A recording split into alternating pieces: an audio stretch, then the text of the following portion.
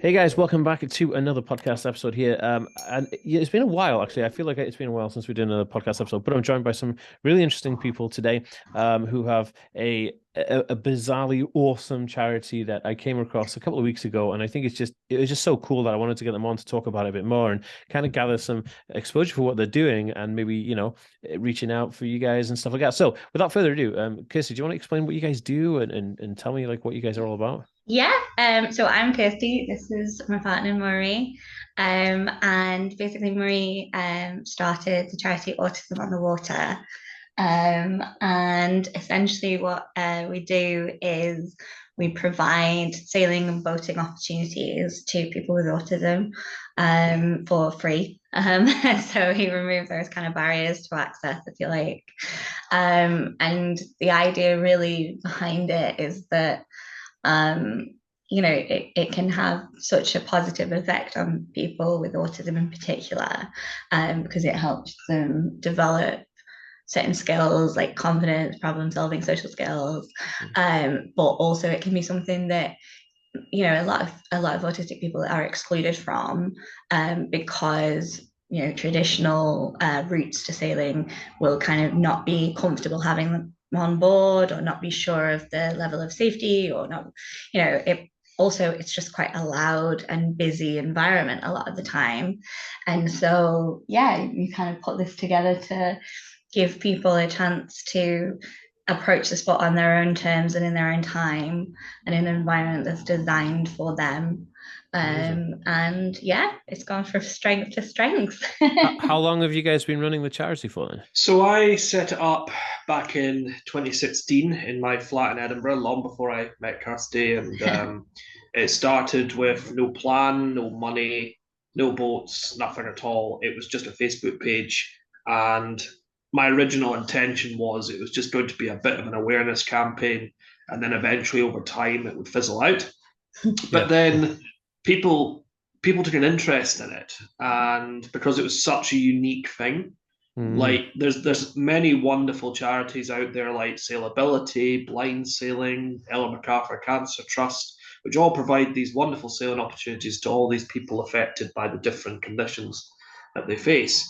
But you have a look on Google and you couldn't really find anything specifically for autism. And over time, sponsors got interested, other people got interested. I then started doing a bit of research and realized I could potentially start something here. Mm-hmm. And we took the first time we ever took a group of autistic people out for a sailing day from Port Edgar at South Queensferry in Edinburgh. One of the mums started crying, and I asked her what was wrong, and she said her 7-year-old had never spoken verbally till that day. wow. Yeah. So one of my favorite stories. Yeah, Holy Yeah. shoot. Dude, that's Yeah. crazy. That's crazy. So what's the connection Yeah. between autism and yourselves? What is that connection? Well, we both have autism yeah, for a start. Okay. yeah. um, My mum thought I was autistic from the age of 2, Okay. but she then faced a 5-year journey trying to get me diagnosed because a lot of the authorities just didn't believe her. And it got to the point where they were accusing her of just trying to get me a label. yeah. And then finally, she sought help through the local autism charity and they got me an autism diagnosis at the age of 8. Oh, wow. And then I spent 7 years at a school specifically for autism, New Struan Centre for Autism. At the time, it was the only school in the UK specifically for autistic Mm. children. And Wow. the school was built from the perspective of an autistic person. So it had Mm. curved walls and colored carpets that led the pupils to the classroom. It had the street of lights, this big glass atrium all the way down the school, to make it all light. There was no school bells. Wow. It was amazing. Yeah. And Dude, that's crazy. yeah, so I Yeah. spent 7 years there and left when I was about 19. Went to college, didn't like it, moved to Edinburgh, had a really lovely 10 years in Edinburgh, tried college and uni again, didn't like it. Then eventually Autism on the Water happened, and that's what I've been doing ever since. So where is Yeah. it based? Where is Autism on the Water based? So it's We're based in, so we both live in Helensburgh on the west coast of Scotland, and we keep all our boats here from Helensburgh. So Helensburgh is theoretically the base. Yeah, that's like kind of the main base, if you like. Yeah, but we operate all over Scotland and now all over the UK. We've just recently opened a South Coast branch on the South Coast of the road. Yeah. So we do stuff down there on the Isle of Wight, mainly from cows. We've got the big launch event in cows on what is it, 3rd of June? 3rd of June. Yeah. Wow, I have a really good friend of mine, Alex Watts, who travels with me, right? I don't know if you've seen him in videos, but he's got ADHD and he's a public speaker, but he lives on the Isle of Wight. He lives in Ryde. So if you guys are interested, I can hook you up with Alex because he does a lot of events down there and booking events. So this is something he'd be really into. And since he's part of the neurodivergent community and a lot of my followers know who he is, because he's in a lot of my videos and stuff, right? So I'll hook you up with Alex. It'll be really good. Is he a graphic designer? He is, yeah. We know him. He's the guy who did our banners. There's a graphic designer called Alex from Cows that is autistic that did our banners for the boat show. No way. That knows Luke from GJW Direct. Oh. It's a small world. Small world. I'll make sure I'll hit him up in it. But yeah, he's a graphic designer, kind of like website builder. He does all kinds of stuff, right? He's a good guy. And he's just he's a fun guy. But yeah, he's one of my best friends. So like he'll definitely be up for doing something with you guys. He knows everybody in the White, like he knows all, like it'll be really good. And he was actually there was a festival, it was an autism, I think it was called Spectrum Festival on the Isle of Wight, which never took off. He was part of helping to sort that out. So I'll sort that out. And funny enough, all my family were from Portsmouth. So so how funny is that? Yeah, but anyway, so just very small world. It is a small. So here's a question. So how many people have you serviced over the years? Like since you started, how many people have come through the doors and learned with you guys? It's about I think we have done about 500 since we started. Smokes. Dude, I expect this to be like 45, 50. Well, I'll give you an example of the change in the last 12 months. So last year in May alone, we had 70 people with autism, all through the month of May. Holy shoot. This year, we have had nearly 100. Dude, 82 of which were on Saturday. On Saturday. For King Charles's thing. Well, it happened to be, We had a big open day at Room Arena. We organised it for months. Yeah. And we got the whole community involved. We got free meat from the local butcher, and use of barbecue and all that stuff. Yeah. And we had 82 people and 22 volunteers. Yeah. Holy smokes. So that was the biggest one we've ever done. Jeez. So what do you think that is the attraction for autistic individuals and being at sea and learning nautical kind of like, scope and stuff like that? What do you think that is? Well, for me as a person with autism, sailing's really helped me with confidence, problem solving, and social skills, which are three of the most difficult skills that people with autism can struggle with on a daily basis. Yeah. And having been a sailor pretty much all my life, my family being sailors and stuff, and sailor with my dad, who wasn't exactly the most quietest of people on a boat, you had to sort of try and learn things about yourself. And so I obviously made friends through sailing. Confidence increased as the more I did the sport, and problem solving as well. Something went wrong on the boat, you don't exactly have 10 days or whatever to sort it out. You've got seconds to sort it out. So that's where the problem solving came in. And also as well, when you are out on the water, you're away from the stresses of life ashore. And you're out on the water. You're out on the water where no one can touch you, and you can just shut off, basically. Yeah. And the charity has a few boats, and our big one is called Confidence, and she has got indoor steering as well as outdoor steering. So we get some people who like to come and enjoy the sailing aspect and stuff, but we also get people who just take. We also just get people who just take their iPads, sit in the cabin, and just chill out, watching the sea go by. Yeah, it's amazing. Being out at sea is amazing.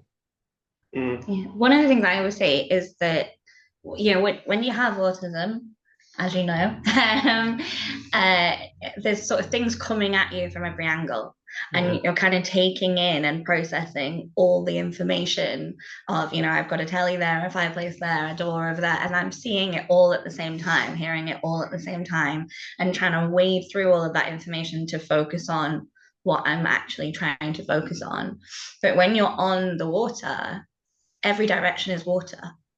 Mm. And so that sensory overload is gone, and you're actually able to focus on the task at hand, you know, and so there's something very particular about that environment. And I think it's something that people have tapped into in the past as well with horse riding. Like people will sort of say, oh, you have the rock of the horse is soothing, and you're just surrounded by fields. So that takes away the sensory overload. And then in a very similar way, the rock of the boat is soothing and you're just surrounded by water. But that's one that's not really been kind of tapped into by anyone other than Murray. I love it. We're trying to do that. So what? Here's a question then. Where do you see this going? Like, what are your limits, or is there any limits? Like, what do you want to do?